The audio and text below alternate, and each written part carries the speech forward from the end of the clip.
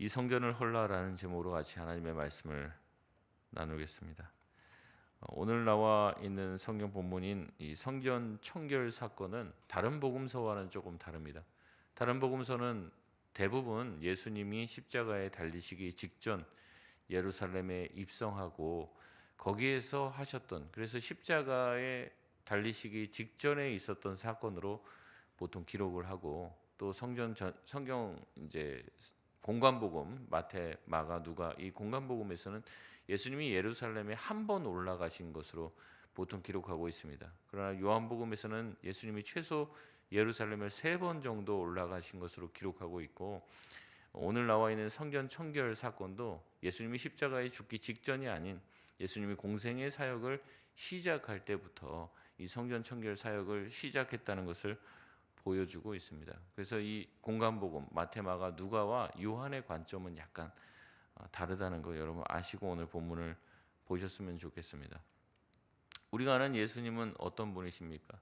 온유하시고 또 인자하시고 또 사랑이 많으신 분이시죠. 누구에게든지 친구가 되어주시는 좋으신 분이십니다. 그러나 오늘 본문에서 예수님의 전혀 다른 면을 보게 되는데, 예수님은 노끈으로 채찍을 만들어 휘두르시고 상을 뒤엎으시고 불같이 화를 내는 모습을 오늘 본문을 통해서 보여주십니다. 여러분, 왜 예수님이 이토록 화를 내셨을까요? 왜 하나님이 주시는 그 마음 때문에 불같이 화를 내었을까요? 아무 이유 없이 주님이 화를 내지는 않았을 것이라는 거죠. 그런 면에서 이 성전 정화 사건은 예수님의 공생의 사역의 방향이 어느 쪽으로 향해 있는지 매우 중요한 결정, 또 이 사건을 통해서 유대인들이 예수님을 죽여야겠다라는 마음을 가지게 됩니다.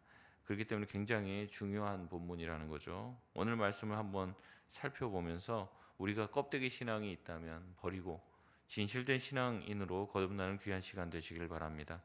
우리 먼저 13절 14절 말씀 같이 한번 읽어보겠습니다. 시작. 유대인의 유월절이 가까운지라 예수께서 예루살렘으로 올라가셨더니 성전 안에서 소와 양과 비둘기 파는 사람들과 돈 바꾸는 사람들이 앉아 있는 것을 보시고. 아멘.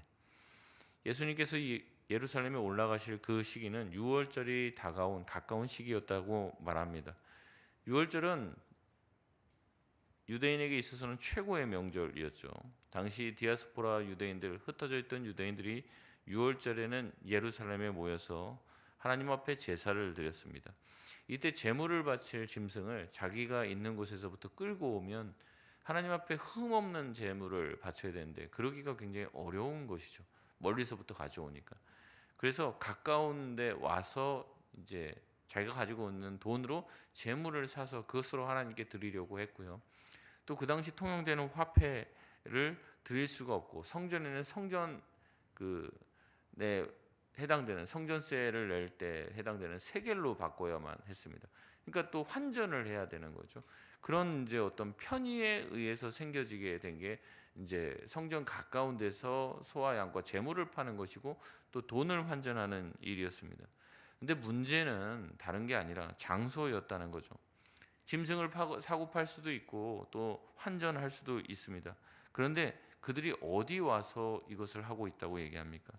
성전 안에 들어와서 이 일을 하고 있다는 거죠. 성전 안에 그들이 이 물건을 사고 팔고 또 환전하고 있었던 곳은 유일하게 이방인들이 성전 안에 들어오도록 허용이 되어 있는 이방인의 뜰이라고 하는 곳이었습니다. 이곳에서 이방인들이 하나님께 기도하며 간구할 수 있는 곳이었는데 어떻다는 겁니까?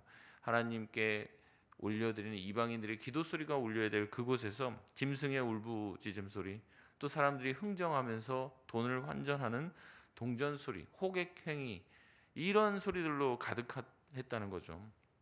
6월절, 정말 주님께서 이스라엘 백성을 출애굽 시켜주셨던 정말 기념비적이고, 예수님이 이 땅에 오신 이유 또한 우리를 이제 사망에서 건지시기 위해서 오신 것 아닙니까? 그러니까 하나님께서 이스라엘 백성들을 구원하신 이 6월절 명절이야말로 너무나도 중요한 명절인데, 그날에 기도 소리, 찬양 소리가 없고 하나님은 온데간데 없고, 이날은 이제 그날 이 6월절이야말로 어떻게 보면 그곳에서 자릿세를 내고 장사하는 사람들, 환전하는 사람들 대목의 날인 거예요. 그날. 이날 돈을 벌어야 되는 거죠. 막대한 부를 얻게 되는 날이 바로 이날이었습니다.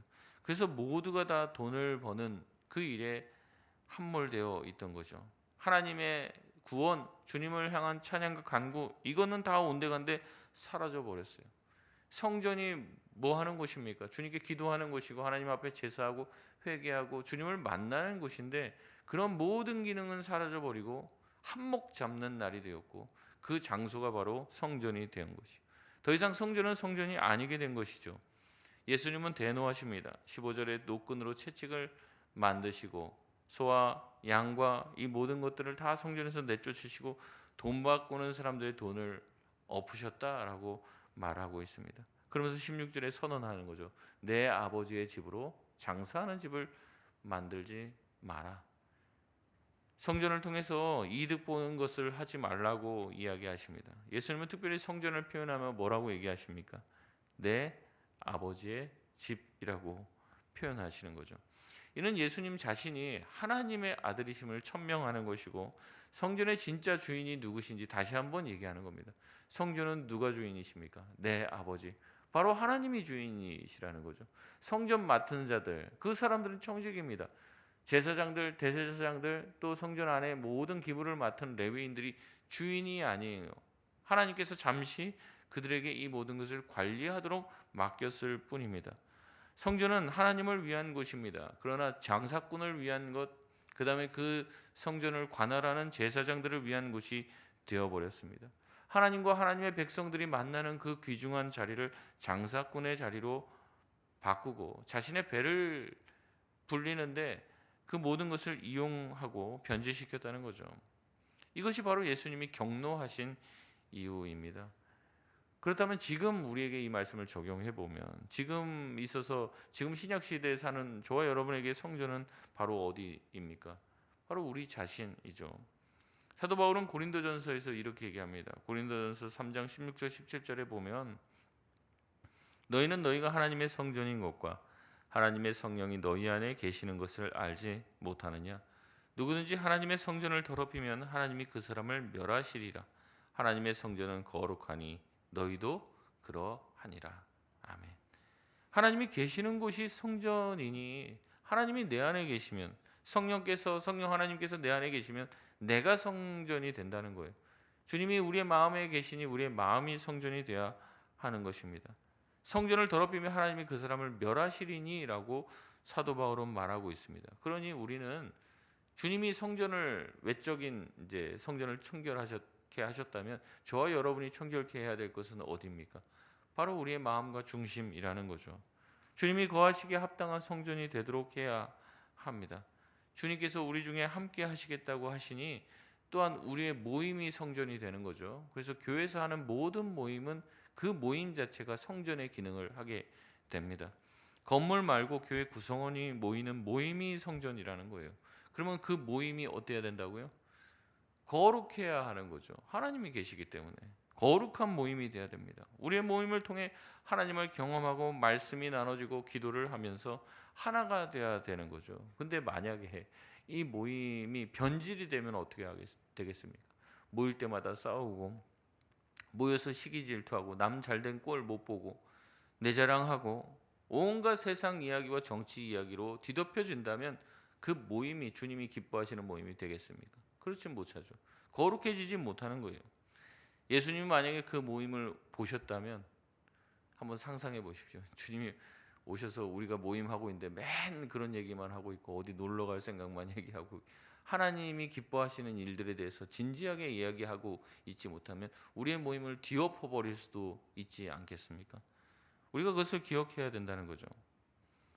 그래서 히브리서 10장 24절에서 25절에서는 이렇게 말합니다. 서로 돌아보아 사랑과 선행을 격려하며 모이기를 피하는 어떤 사람들의 습관과 같이 하지 말고 오직 권하여 그날이 가까움을 볼수록 더욱 그리하자라고 말하고 있습니다. 서로 돌아보아 격려하고 하죠. 에베소서 4장 29절에서는 이렇게 얘기합니다. 무릇 더러운 말은 너희 입 밖에도 내지 말고 오직 덕을 세우는 데 소용되는 선한 말을 하여 듣는 자들에게 은혜를 끼치게 하라. 우리의 모임이 이래야 된다는 거죠. 무릇 더러운 말은 너희 입 밖에도 꺼내지 말고 오직 덕을 세우는 데 소용되는 대로 선한 말을 해라. 그렇게 말씀하시는 거예요. 그렇지 않고 내가 하고 싶은 얘기, 뭐 내가 입 밖에 막 정말 담지도 못할 얘기를 막 한다면 하나님이 그런 모임도 다 뒤집어 엎어버린다는 거죠. 우리가 이 말씀을 기억해야 될 줄 믿습니다. 주님께서 기뻐하시는 모임, 거룩한 모임이 될 수 있도록 우리 모두가 함께, 우리 교회가 이렇게 주님이 거하실 만한 거룩한 성전이 될 수 있도록 애쓰시고 아름답게 세워가는 저와 여러분 다 되시길 바랍니다.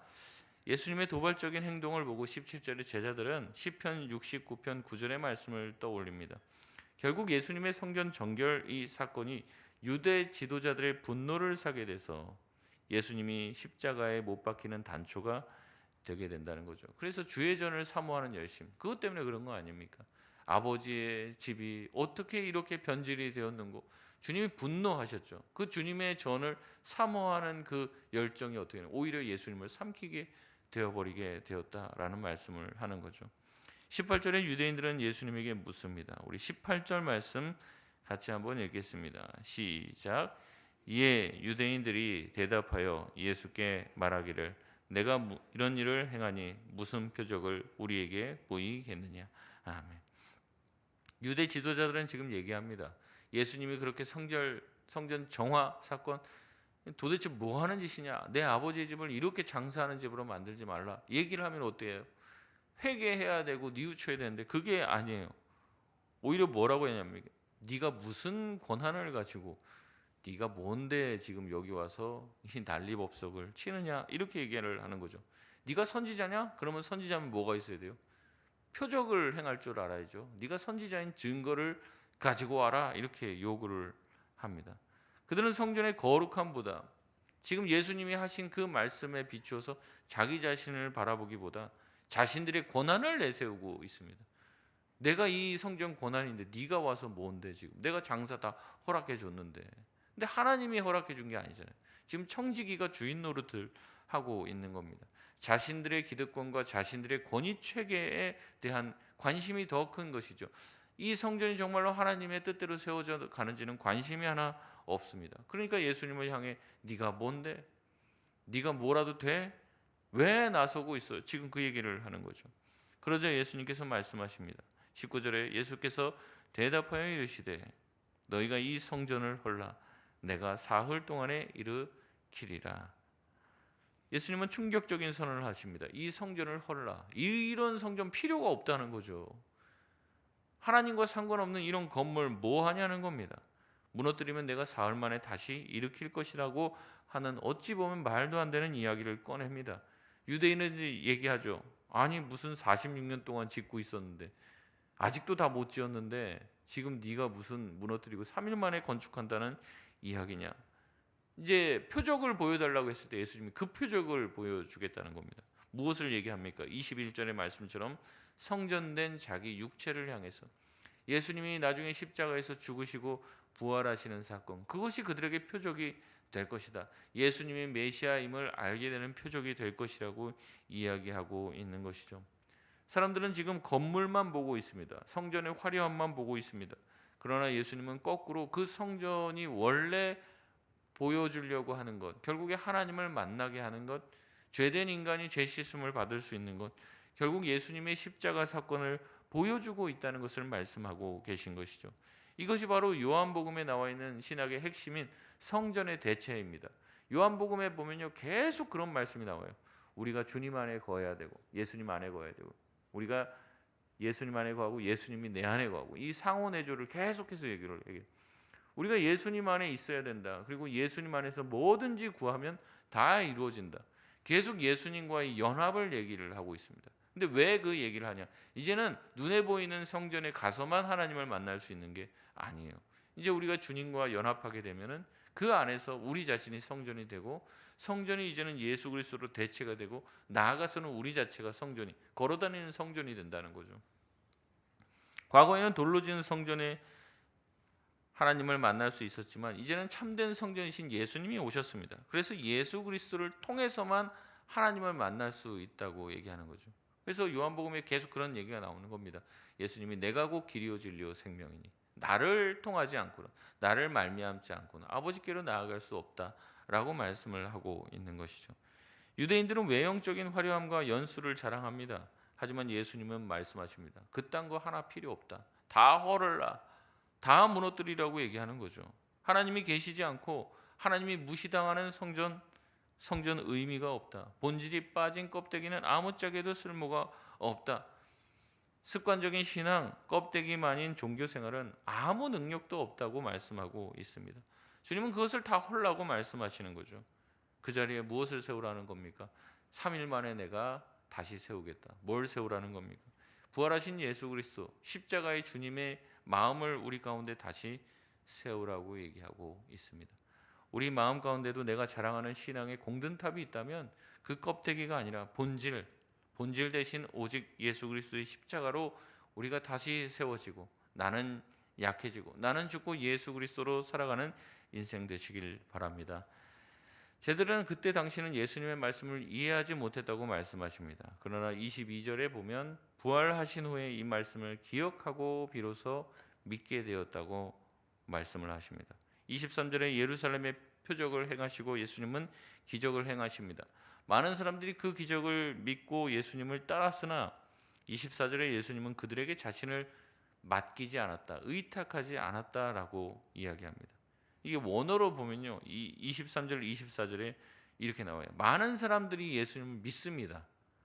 근데 예수님은 그들에게 자신을 의탁하지 않았다라고 하는데, 이 믿다와 의탁하다가 같은 어근을 사용하고 있습니다. 그러니까 무슨 뜻이냐면, 사람들은 예수님이 행하시는 기적을 보고 예수님을 어떻게 해요? 믿어요, 예수님을.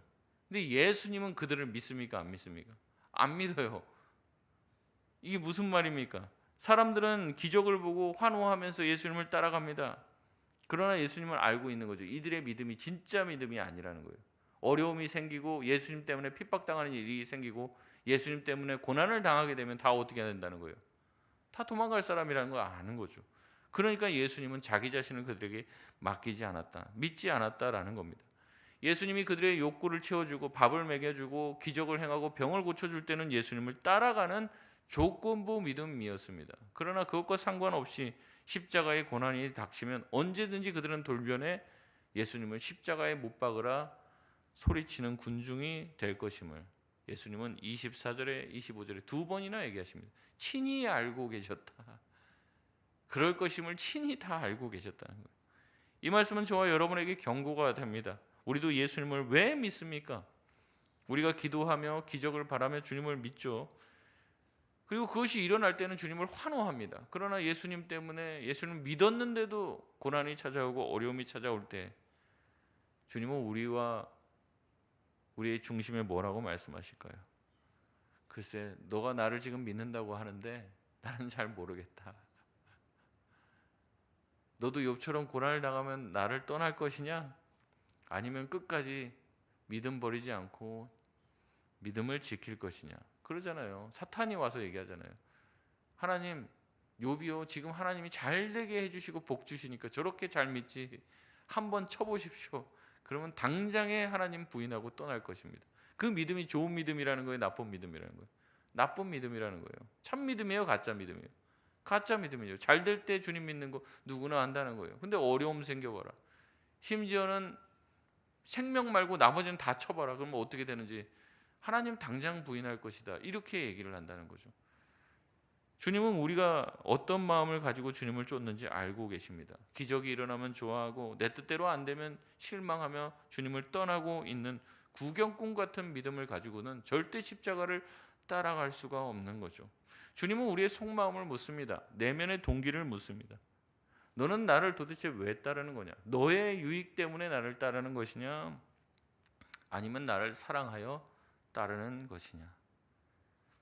주님이 안심하고 자신의 사역을 맡길 수 있는 사람을 지금도 찾으십니다. 주님이 신뢰할 수 있는 참된 제자, 참된 교회를 찾으십니다. 어떠한 고난과 어려움이 있을지라도 자리를 지키고 주님 곁에 있길 원하는 사람을 찾고 계신다는 거죠. 그런 참된 제자, 진짜 신앙인이 되어야 할 줄 믿습니다. 말씀을 맺겠습니다. 오늘 본문에 예수님은 성전을 정결케 하십니다. 아버지의 집이 강도의 소굴이 될 수 있는 것을 견딜 수 없어서 주님의 아버지의 집을 사모하는 그 열정으로 소리 지르시죠. 마찬가지로 오늘 저와 여러분의 마음에 주님 찾아오셔서 말씀하십니다. 네 안에 있는 잘못된 성전은 다 헐어라. 그리고 다시 예수 그리스도의 십자가를 세우라고 이야기하죠. 그래서 주님은 때로는 말씀으로, 때로는 우리가 기도할 때 채찍을 드실 때가 있어요. 우리의 양심을 찌르시고 내가 붙들고 있던 세상의 상들을 다 뒤집어 엎으시고 이거 다 잘못됐다. 네가 세운 계획, 그 계획도 다 잘못됐다. 뒤집어 엎을 때가 있다는 거죠. 여러분 그때 너무 당황해하지 마시길 바랍니다. 주님이 만약에 이스라엘 백성을 포기했어요. 그럼 뭐하러 그 상 없습니까? 그냥 그렇게 살다가 죽으라고 놔두겠죠. 주님께서 이스라엘 백성을 향한 사랑, 또 하나님의 집을 향한 그 사랑 때문에 그 집은, 그 성전은 하나님을 만나는 장소가 되어야 되는데 이스라엘 백성들이 깨닫지 못하고 지금 무슨 짓을 하는지 알지 못하고 있기 때문에 주님은 그들을 사랑하시고 하나님을 사랑하는 마음으로 그 상을 엎으시는 거죠. 주님이 포기하지 않으셨다는 증거가 바로 이 성전 청결 사건입니다. 주님은 저와 여러분에게도 말합니다. 내 사랑하는 아들아, 딸아, 네 마음이 언젠가 이렇게 시장통이 되어 있구나. 내가 너에게 복 줄 때는 좋아하고 환호하더니만 조금만 어려움이 생기면 나를 부인하고 떠나려고 하는구나. 안타까워하시면서 말씀하는 것이죠. 주님은 얘기하십니다. 우리의 마음이 주님과 하실 거룩한 처소가 되고 우리가 주님을 따른다면 그것은 어떤 조건이 아니라 오직 주님을 사랑하는 동기에 의해서 그러기를 원하신다는 거죠. 이 새벽 주님께 우리가 하는 기도를 통해서 우리가 더욱더 거룩한 사람이 되기를 원합니다. 기적만 바라는 믿음이 아니라 주님이 나를 믿어주실 수 있는 마음, 내가 주님 사랑합니다 고백하면 주님, 그래 내가 네 마음 알겠다, 네 믿음이 진실하구나 라는 칭찬을 들을 수 있는 저와 여러분 다 되시길 주님의 이름으로 축원드립니다.